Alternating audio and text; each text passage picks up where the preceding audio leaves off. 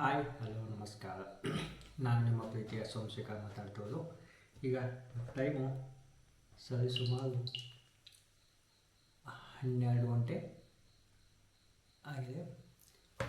So ಈ time ಒಳಗೆ ನಾನು ವಿಡಿಯೋ ಮಾಡೋಕ್ಕೆ ಕಾರಣ ಏನಪ್ಪ ಅಂದ್ರೆ, ಒಂದು ಎಜುಕೇಷನ್ ಅದ್ರ ಬಗ್ಗೆ ಹೇಳಬೇಕಿತ್ತು. ಕಲಿಕೆ ಯಾಕೆ ಇಂಪಾರ್ಟೆಂಟ್ ಅನ್ನೋದನ್ನು, ಶೇರ್ ಮಾರ್ಕೆಟ್ ಒಳಗೆ ಕಲಿಕೆ ಯಾಕೆ ಇಂಪಾರ್ಟೆಂಟ್ ಅನ್ನೋದನ್ನು ನ್ಯಾಯವಾಗಿ ಹೇಳ್ತೀನಿ. ಯಾಕಂದರೆ ನಂದೇ ಪ್ರಾಫಿಟ್ ಆ್ಯಂಡ್ ಲಾಸ್ ತೋರಿಸ್ತೀನಿ ನಿಮ್ಗೆ. ಆ್ಯಕ್ಚುಲಿ ನಾನು ಬಿಗಿನರ್.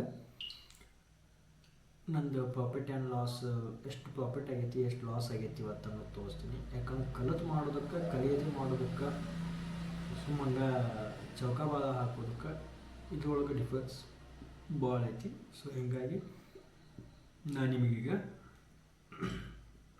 ಪ್ರಾಫಿಟ್ ಆ್ಯಂಡ್ ಲಾಸ್ ತೋರಿಸ್ತೀನಿ. ಇವತ್ತು ನಾ ಮಾಡಿರೋ ಮಿಸ್ಟೇಕಿಂದ ಎಷ್ಟು 702 ಮತ್ತು 704 ಟೋಟಲ್ 1400 ರೂಪಾಯಿ ಲಾಸ್ ಆಗೈತಿ. ಪ್ರಾಫಿಟ್ ಆಗಿದ್ದೆಷ್ಟು ಇವತ್ತು 265 ಅಷ್ಟು. ಅದಕ್ಕೆ ಹೇಳೋದು, ಕಲಿಯೋದೇ ಮಾಡೋದಕ್ಕೆ ಇರೋ ಡಿಫ್ರೆನ್ಸ್ ಏನಂತೇಳಿ. ಆ್ಯಕ್ಚುಲಿ ಇವತ್ತು ಮಾರ್ಕೆಟ್ ಸೈಡ್ ವೇಸ್ ಒಳಗಿತ್ತು. ಮಾರ್ಕೆಟ್ ಫುಲ್ ಸೈಡ್ ವೇಸ್ ಒಳಗೆ ಹೋಗಿದೆ.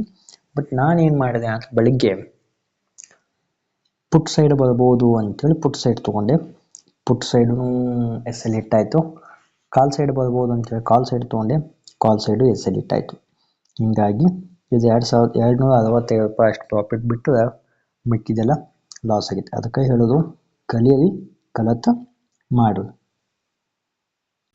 ಇದೇ ಉದ್ದೇಶಕ್ಕೆ ಕಲಿಕೆ ಇಂಪಾರ್ಟೆಂಟ್ ಅಂತೇಳಿ ಹೇಳ್ತಾರೆ. ನಾವು ಎಷ್ಟು ಕಲಿತು ಶೇರ್ ಮಾರ್ಕೆಟ್ ಒಳಗೆ ಮಾಡ್ತೀವಿ ಅಷ್ಟು ನಮಗೆ ಚಲೋ.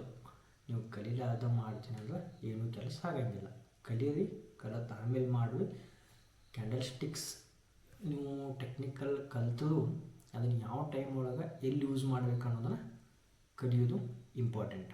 ಓಕೆ, ಸಿಗೋಣ ನೆಕ್ಸ್ಟ್ ವಿಡಿಯೋ ಒಳಗೆ. Thank you and good night.